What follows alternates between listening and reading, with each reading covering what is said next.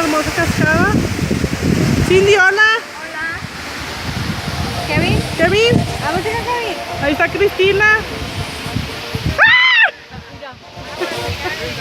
Digan hola. Hola. Ay, Julia. Yo no pensé que... ¿La grabaste cuando le hice así? Sí, sí la grabé cuando hizo así. Él va a ser el dueño de mis quincenas.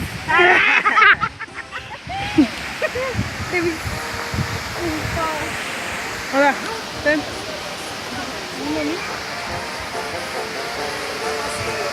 Y luego...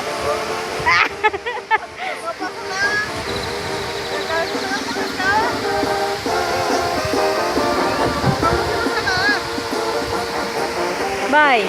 Bye. Culpa tuya.